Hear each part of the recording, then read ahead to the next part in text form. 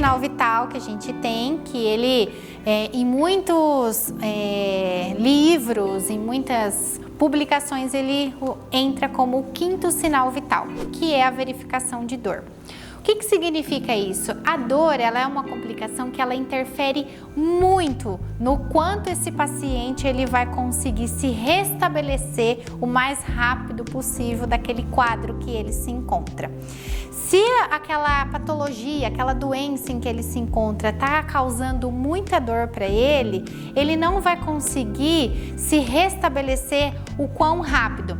A dor, ela é algo que ela não é controlada, que pode levar a esse indivíduo a ter reações neurovegetativas. Quais são elas? Aumento da pressão arterial, e esse aumento da pressão arterial pode trazer consequências que vocês vão estar vendo lá em tratamento clínico, como por exemplo infarto, como por exemplo derrame cerebral.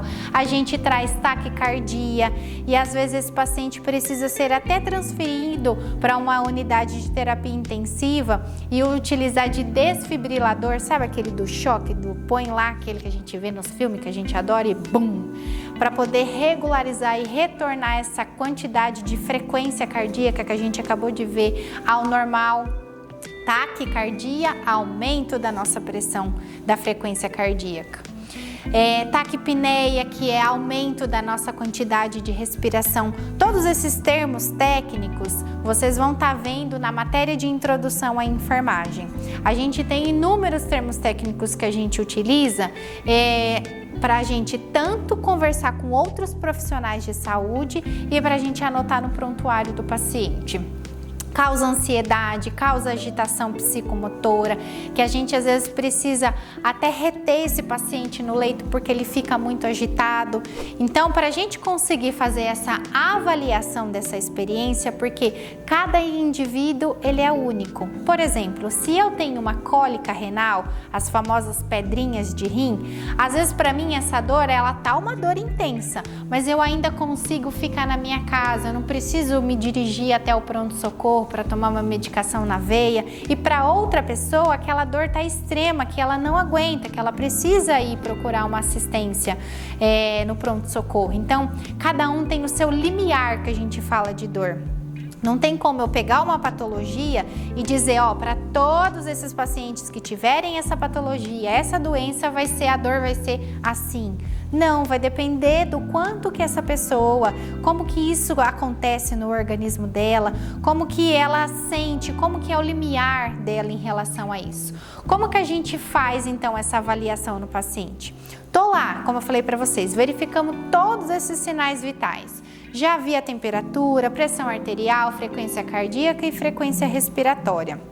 Cheguei nessa parte de dor.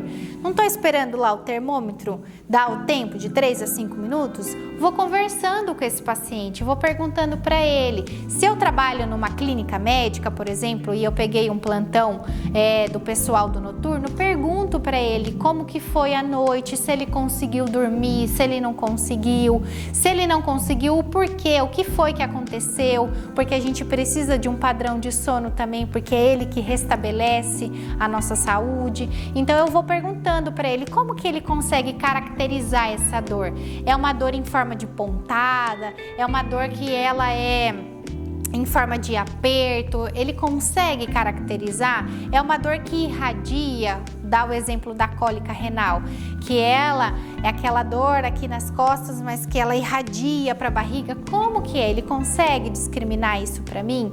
E através disso, e a gente conversando, colhendo essa anamnese do paciente, eu consigo então passar para esse enfermeiro responsável da unidade para até conversar com o médico responsável do paciente e ver se não pode mais nenhuma medicação ser introduzida.